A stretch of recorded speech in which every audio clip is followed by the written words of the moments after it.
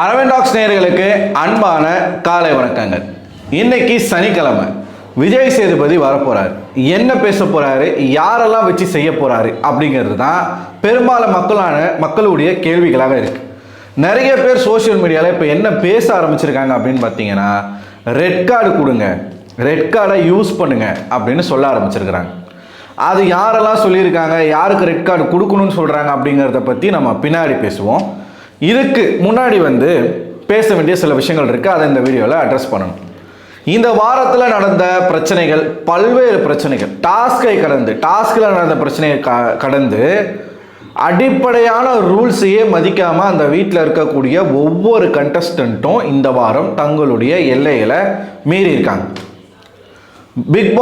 இந்த big pass அப்படிங்கிற ஒரு நபர் இந்த வீட்டுக்குள்ளே இருக்கிறதுலே ஹையர் அத்தாரிட்டினா அது பிக் பாஸ் தான்.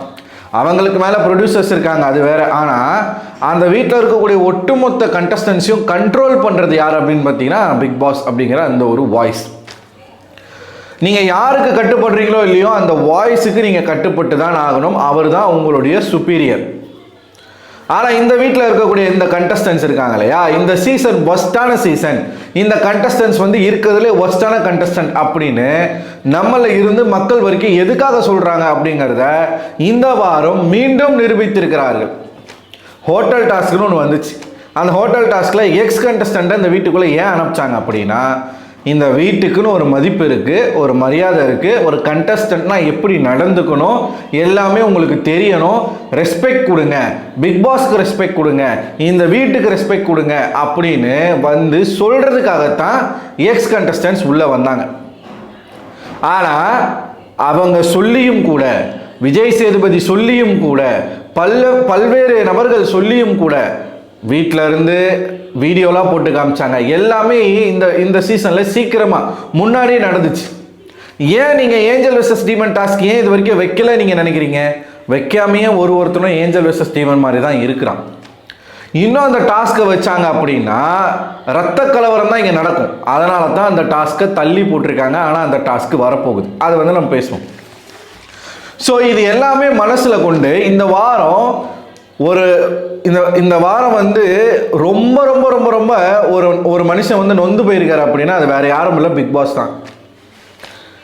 அவரை பேச விடாம, அவருடைய கமெண்ட்ஸை கேட்காம, அவர் என்ன சொல்றாருன்றதை கேட்காம இந்த வீட்டுக்குள்ள இவங்க பண்ண அட்டகாசம் இருக்குல்ல. டாஸ்க்குன்னு ஒன்று கொடுக்குறாங்க, அதுக்கு ஒரு கேரக்டர்னு ஒன்று கொடுக்குறாங்க, அதுக்கு ட்ரெஸ்ஸு இவனுங்களுக்கு சோறா போட்டு சம்பளம் கொடுத்து ஒரு டாஸ்க்கை கொடுத்து அந்த டாஸ்கில் இதாண்டா உன் கதாபாத்திரம் அப்படின்னு அதை கொடுத்து இதுக்கு நீ இப்படி தான் நடந்துக்கணும், இதுதான் ரூல்ஸ் அண்ட் ரெகுலேஷன்ஸ்னு அக்ரிமெண்ட்டில் சைனை வாங்கி ஒவ்வொரு நாளும் பேமெண்ட் இவங்களுக்கு கொடுத்துட்டு இருந்தா அந்த மனுஷன் சொல்கிறத எதையுமே கேட்கல. இந்த வாரத்தில் best performer, worst performer, Divya ஜெயிலில் போட்டாங்க, அது அன்ஃபேரு. கானாவனத்தை ஜெயிலில் போட்டாங்க, அது அன்ஃபேரு. இது எல்லாமே நம்ம பேசியாச்சு. ஆனால் அதை தாண்டி முக்கியமான ஒரு பிரச்சனை என்ன தெரியுமா?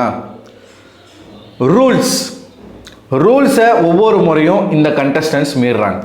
இந்த வாரத்துக்கான பேசிக்காக அந்த பிரச்சனை வந்துச்சு இல்லையா, ஒரு ரெண்டு நாளாக இந்த வீட்டுக்குள்ளே என்ன பிரச்சனை போச்சு, பார்த்துட்டே இருக்கும்போது போயிட்டு ஜுவல்லை திருடினது, அதுதான் மிகப்பெரிய பிரச்சனையாக போச்சு.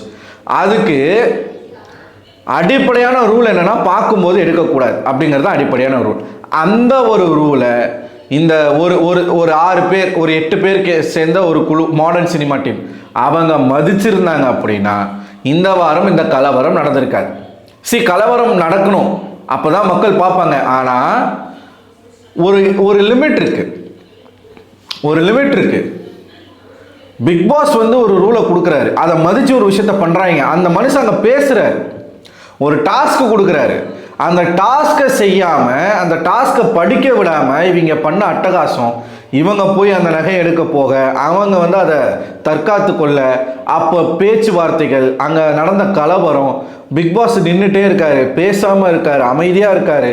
ஒரு கட்டத்துக்கு மேலே அவர் இந்த வாரத்தில் தான் அதிகப்படியாக மக்களை, அந்த கண்டஸ்டன்ஸ் அவர் திட்டியிருப்பார். ஐ டிசோன் யூ ஆல் அப்படின்ற ஒரு வார்த்தையை சொல்கிற அளவுக்கு பிக் பாஸ் தள்ளி இருக்கிறாங்க. அப்படின்னா எந்த அளவுக்கு மன உளைச்சல்ல பிக் பாஸ் இருந்திருப்பாருன்னு பாருங்க. இந்த சீசனுக்கு ஒரு டைட்டில் வினர் கேடா, எவன் வேணாலும் டைட்டில் வின் பண்ணட்டும், நமக்கு அதை பற்றி கவலையே கிடையாது. அந்த டைட்டிலுக்கு ஒரு மதிப்பே கிடையாது. இப்போ வினோத் ஜெயிக்கட்டும், பார்வதி ஜெயிக்கட்டும், திவ்யா ஜெயிக்கட்டும், அதுக்கு வேல்யூவே இல்லை, வேல்யூவே கிடையாது. புரியுதுங்களா? ஸோ இன்னைக்கு விஜய் சேதுபதி எதை அட்ரஸ் பண்ணுறாரோ இல்லையோ, முக்கியமாக அவர் வந்து அட்ரஸ் பண்ண போகிற விஷயம் எல்லா கண்டஸ்டன்ஸையும் போட்டு வறுத்தெடுக்க போகிறாரு. அதில் முக்கியமாக சில பேர் மாட்ட போகிறாங்க. அது எல்லாம் இந்த மாடர்ன் சினிமா டீமாகத்தான் இருக்கும் மோஸ்ட்லி. அதில் யாராக இருப்பாங்க? கண்டிப்பாக கமருதீன், நிச்சயமாக பார்வதி அண்ட் கானா வினோத். இந்த 3 பேருனுடைய அட்டெம்ப்ட் தான் அங்கே நடந்துச்சு.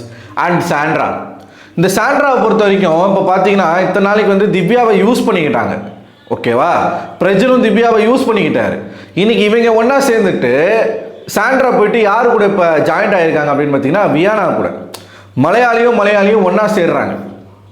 சுபிக்ஷாவை பற்றி இவங்க ஒரு விஷயம் சொல்லிக்கிட்டே இருக்காங்க. சாண்ட்ராவுக்கான ஒரு குறும்படம் போடணும் கண்டிப்பாக. சுபிக்ஷாவை பற்றி என்ன சொல்லிக்கிட்டு இருக்காங்க? அவன் வந்து நாயின்னு எங்களை சொல்லிட்டா, போய் மிதிச்சிருவாங்க அந்த டாஸ்கில் எல்லாரும். அது அமிதா இருக்கட்டும், யாராக இருக்கட்டும், கோவத்தில் சுபிக்ஷா வந்து அறிவு கட்ட நாய்ங்களா ஏதோ சொல்லுவாங்க. தப்பு தான் அது.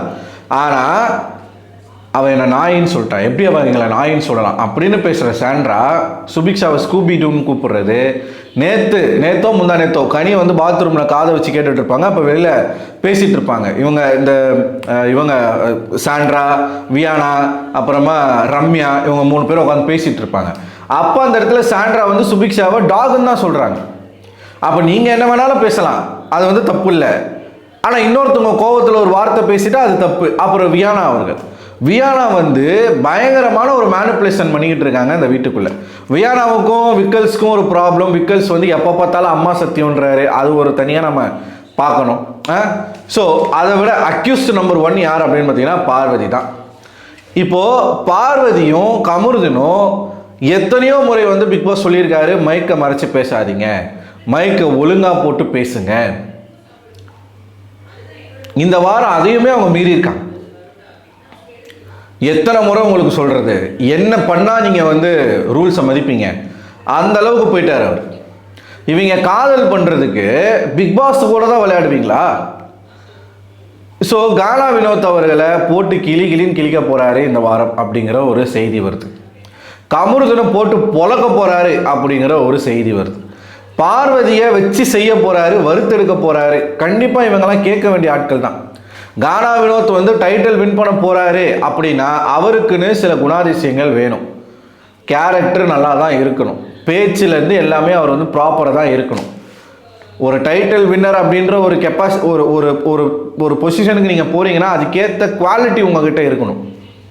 அப்போ வினோத்துக்கு அந்த குவாலிட்டி இல்லையான்னு கேட்டிங்கன்னா எஸ், கண்டிப்பாக அவர்கிட்ட அந்த குவாலிட்டி இல்லை. ஏன்னா அவர்கிட்ட அக்செப்டன்ஸ் துளியும் கிடையாது. பயங்கரமாக வார்த்தைகளை விடுறாரு, லோக்கலாக இறங்க மொக்க அப்படின்றது, இதெல்லாம் நல்லா இல்லை. ஆல்ரெடி நம்ம மேலே ஒரு ஸ்டாம்ப்பு குத்தப்பட்டிருக்கு, ஒரு லேபிள் குத்தப்பட்டிருக்கு. இந்த மாதிரி பகுதியில் இருக்கவங்களாம் இப்படி தான், அவங்க வளர்ந்ததே அப்படி தான், வளர்ப்பே அப்படி தான் அப்படின்னு இருக்கக்கூடிய ஒரு லேபிளை யார் மாற்றணும்? இங்கேருந்து போகிறவங்க தான் மாற்றணும். அந்த ரெஸ்பான்சிபிலிட்டியை நிக்சனும் மீறிட்டார், அசல் கோளாரும் மீறிட்டார். இன்றைக்கி கானா வினோத் அவருக்கு எவ்வளோ எக்ஸ்பீரியன்ஸ் இருக்குது, அவருமே அதை தான் பண்ணுறார். கோபம் வந்தால் கோபத்தில் நிதானத்தை இழக்கிறவன் வந்து அறிவாளியாக இருக்க மாட்டான், பண்பட்டவனாக இருக்க முடியாது. ஒரு நல்ல சிறந்த பண்பட்டவனுக்கு என்ன அழகு அப்படின்னா கோபப்படலாம், நிதானத்தை இழக்கக்கூடாது, வார்த்தைகளை விடக்கூடாது. ஸோ அந்த ஒரு விஷயத்தை வந்து கானா வினோத் வந்து மிஸ் பண்ணிகிட்டே இருக்கார் எப்பயுமே. அதனாலேயே அவருக்கு வந்து டைட்டில் கொடுக்கறதுல எனக்கு உடன்பாடு இல்லை. நீங்கள் கொடுத்துக்கோங்க, நான் தான் சொல்கிறேன், யாருக்கு வேணாலும் டைட்டில் கொடுங்க. இந்த சீசனில் மனசாட்சியை தொட்டு சொல்லுங்கள், யாருக்கு வேணால், நீங்கள் யாரோடைய ஃபேனாக வேணா இருங்க, யாருக்கு வேணால் சப்போர்ட் பண்ணுங்கள். இந்த சீசனில் இருக்கக்கூடிய கண்டஸ்டன்ஸ்க்கு டைட்டில் கொடுக்கறது டிசர்விங்க. என்னை கேட்டால் இந்த சீசனை அப்படியே நிப்பாட்டிட்டு, இது ஒரு பாடமாகவே மக்களுக்கு நீங்கள் காட்டலாம், அப்படியே நிப்பாட்டிட்டு மூடிடுங்க, ஷோவே மூடிடுங்க. இந்த சீசனில் யாருக்கும் டைட்டில் வாங்குறதுல தகுதி கிடையாது. ஏன் உங்கள் பிக் பாஸையே அவமரியாதை பண்ணுறாங்க, இதுக்கு மேலே உங்களுக்கு என்னங்க வேணும்? அந்த மனுஷனுடைய வாய்ஸை பார்த்தீங்களா? இந்த வாரம் எப்படி இருந்துச்சுன்னு பார்த்தீங்களா? அவருடைய இன்ஸ்டாகிராம் போஸ்ட் எல்லாமே பார்த்தீங்களா? நம்ம டிப்ரெஷன் ஆகிறோம். அந்த ஷோவில் அவங்க தான் அந்த கண்டஸ்டன்ஸ் எல்லாம் சூஸ் பண்ணியிருக்காங்க. ஆனால் எந்த அளவுக்கு அவங்க வந்து ஒரு லிமிட்டை தாண்டி போயிருந்தா இவ்வளோ வெக்ஸாகி ஒரு மனுஷன் பேசுவார்? ரெஸ்பெக்ட் எங்கே இருக்குது? இது மலையாளத்தில் நடக்குமா? இது கன்னட பிக் பாஸ்ல இந்த மாதிரி ஒரு விஷயம் நடந்தா அங்க இருக்கிற ஹோஸ்ட் அவர் வந்து வேற மாதிரி பண்ணிக்கிட்டு இருக்காப்புல. மோகன்லால் சும்மாவே இருக்க மாட்டாரு. நாகார்ஜுன கேட்கவே தேவையில்லை. எல்லாத்துக்கும் முன்னாடி சல்மான் கான் போட்டு பிரிச்சிருவாரு. இங்க இருக்கக்கூடிய ஹோஸ்ட் மட்டும்தான் லத்தாஜிக்கா நடந்துக்கிறாப்புல. அவர் வந்து இறங்கி அடிக்கிறதுல அவருக்கு விருப்பம் இல்லை. ஆனால் இந்த கண்டஸ்டன்ஸ்க்கு இறங்கி அடிக்க வேண்டிய அவசியம் இருக்கு, கண்டிப்பாக இருக்கு. இப்போ ரெட் கார்டு கொடுங்க நிறைய பேர் பேசிட்டு இருக்காங்க. ரெட் கார்டை யூஸ் பண்ணுங்கன்னு சொல்லிக்கிட்டு இருக்காங்க எல்லாருமே. இப்போ யாருக்கு தெரியுமா இப்போ சப்போர்ட் வந்து அதிகரிச்சிருக்கு? பிக் பாஸுக்கு அதிகரிச்சிருக்கு. அது யார் என்னன்றது நம்ம பேசுவோம். ஏன்னா எல்லாத்தையும் ஒரே வீடியோவில் பேசிட்டோம்னா நல்லா இருக்காது. ஸோ இன்னைக்கு கண்டிப்பாக விஜய் சேதுபதி இந்த விஷயங்கள் எல்லாத்தையுமே அவர் அட்ரஸ் பண்ணுவார். டாஸ்கை தாண்டி கொடுத்த ரூல்ஸை மீறி நீங்கள் பண்ண ஒரு விஷயம், பிக் பாஸை மதிக்காமல் வாரமாக ஒருத்தவங்களுக்கு கிளாஸ் எடுப்பாங்க. வாரம் இவனுங்க எந்த டாஸ்கை கொடுத்தாலும் அதை ஒழுங்காக பண்ணுறது கிடையாது. எந்த டாஸ்க்கு கொடுத்தாலும் எவ்வளோ கூப்பிட்டு கிளிப்புலிக்கு சொல்கிற மாதிரி ஒவ்வொரு வாரமும் விஜய் சேதுபதி சொல்கிறாரு, பிக் பாஸ் சொல்கிறாரு, வீட்டில் இருந்து வீடியோலையும் சொல்லியாச்சு, வந்த வைல்ட் கார்டு கண்டஸ்டன்ட் சொல்லியாச்சு, ஆதிரி வந்தாங்க அவங்களும் சொல்லிட்டாங்க, ஹோட்டல் டாஸ்கில் வந்தாங்க அவங்களும் சொல்லிட்டாங்க. மறுபடியும் இது எல்லா கயாஸ்க்கும் மூலதாரி யார் தெரியுமா? பார்வதி தான்.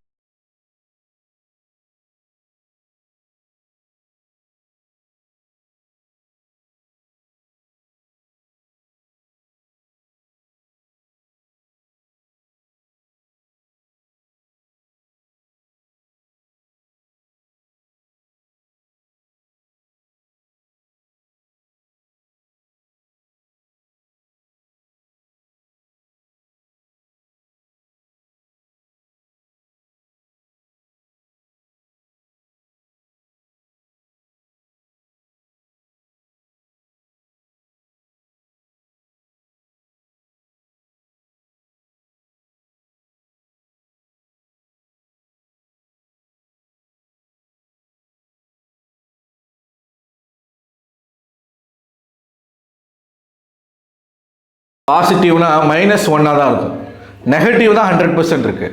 அந்த மாதிரி ஒரு கண்டஸ்டன்ஸை வச்சுக்கிட்டு நம்ம என்ன பண்ண முடியும்? ஸோ இன்னைக்கு கண்டிப்பாக விஜய் சேதுபதி வந்து பிக் பாஸ் எந்த அளவுக்கு மன உளைச்சலில் இருக்காரோ, எந்த அளவுக்கு கோபத்தில் இருக்காரோ, அந்த கோபத்தை அப்படியே வந்து விஜய் சேதுபதி தான் வந்து ரிஃப்ளெக்ட் பண்ண போறாரு நான் நினைக்கிறேன். இன்னைக்கு கண்டிப்பாக பண்ணுவார்.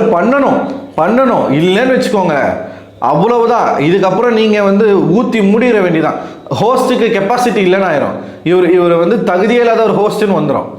கமல் சாராக இருந்திருந்தா இங்கே நடக்கிறதே வேறுங்க. கமல் சார் இருந்திருந்தா இவங்க கண்டிப்பாக இந்த அளவுக்குலாம் பண்ண மாட்டானுங்க. பயம் இருக்கும். வீக்கெண்டில் கமல் சார் வருவார் பேசுவாருன்னு.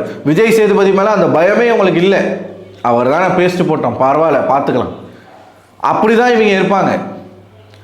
நீங்கள் பெரம்பெடுத்து அடித்து தான் ஆகணும். நீங்கள் கொஞ்சி சொல்கிறேன்னு சொன்னீங்கன்னா இவங்க கேட்க மாட்டாங்க. இந்த ரம்யாவெலாம் எடுத்துக்கோங்களேன். இந்த ரம்யாலாம் வந்து பெஸ்ட் பர்ஃபார்மராக போக வேண்டிய ஆளா? மனசாட்சியோட இன்னைக்கு அதையும் நீங்கள் பேசணும் சார். கண்டிப்பாக அதை வந்து நீங்கள் பேசணும். ரம்யா, எஃப்ஜே ஜெயிலில் பாருங்களேன். ஜெயிலில் ஜெயிச்ச டீமில் இருக்கிற 2 பேர் உள்ளே இருக்காங்க, தோத்த டீமில் இருக்கிற ஒருத்தர் உள்ளே இருக்கிறாரு. நியாயப்படி பார்த்தா தோத்த டீமில் இருக்கிற 2 பேர் இருந்திருக்கணும், ஜெயிச்ச டீமில் இருக்கிற ஒருத்தர் அங்கே இருந்திருக்கணும். அந்த ஒருத்தர் என்ன ஜெயிச்ச டீமில் யாரை போடலான்னா, ஒன்று நீங்கள் ஆதிரியை போட்டிருக்கலாம், இல்லை கனியை கூட போட்டிருக்கலாம். கனி ஒன்றுமே பண்ணலை. அங்கே எஃபர்ட் எடுத்து பண்ணது எல்லாமே சுபிக்ஷா, அரோரா, விக்கல்ஸு, பிரச்சினு, திவ்யா, இந்த 5 பேர் தான் அங்கே மேஜர் கான்ட்ரிபியூஷன். இந்த 5 பேர் தான். ஆனால் திவ்யா ஜெயிலில் இருக்கிறாங்க. அந்த சைடு கானா வினோத்தை தாண்டி எத்தனை பேர் இருக்காங்க? ரம்யா என்ன கிழிச்சா புரியல. ரம்யாவை தாண்டி, வியானாவை தாண்டி, எஃப்ஜேவை தாண்டி வினோத் வந்து சரியா பெர்ஃபார்ம் பண்ணலையா? இதையுமே கேட்கணும். எந்த அளவுக்கு பார்ஷாலிட்டியா ஒருத்தருக்கு பிடிச்ச ஒரு நபரை வந்து எப்படி இப்போ ரம்யா வந்து வியானாக்கு ஓட்டு போடுவாங்களா? ரம்யா வந்து அம்புட்டும் நடிப்பு, உடம்பு சரியில்லை. ஏமா டாஸ்க் நடக்கிற வரைக்கும் உனக்கு உடம்பு சரியில்லை, அடுத்த நாள் நீ எப்படிமா நல்லான? இதையும் சேதுபதி கேட்கணும், கேட்பாருன்னு நினைக்கிறேன். இன்னைக்கெல்லாம் பிரிஸ்கா சுத்துறீங்களே ரம்யா, எப்படி கையில் ஒரு சும்மா ஒரு பிளாஸ்டரியை ஒட்டிக்கிட்டு உடம்பு சரியில்லை? அந்த கேரக்டரு போதையில் இருக்கிற கேரக்டர், அந்த கேரக்டரை நீ மயக்கத்தில் இருக்கிற கேரக்டர் நினச்சிக்கிட்டு இருக்க.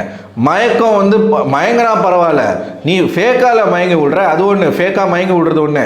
இன்னொன்று, உடம்பு நல்லா தான் இருக்கு, இவ தலையா இருக்கிறா, நம்ம தலையா சொன்னா யாரும் கேட்க மாட்டாங்க, இப்படி ஒரு டிராமா பண்ணிடுவோம், உடம்பு சரியில்லைன்னு சொல்லிடுவோம் அப்படின்னு சொல்லி உடம்பு சரியில்லை வெளில தூக்கி அவளை வெளில போடுங்க.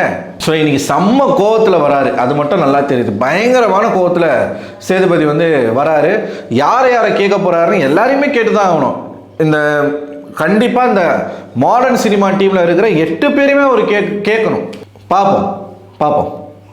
ஸோ நீங்கள் என்ன நினைக்கிறீங்க? உங்களோட கருத்துக்களை மறக்காமல் கமெண்ட் பாக்ஸில் கமெண்ட் பண்ணுங்க. அடுத்த ஒரு வீடியோவில் உங்களை சந்திக்கிறேன். அதுவரை உங்களிடமிருந்து விடைபெறுவது நான் அரவிந்தன்.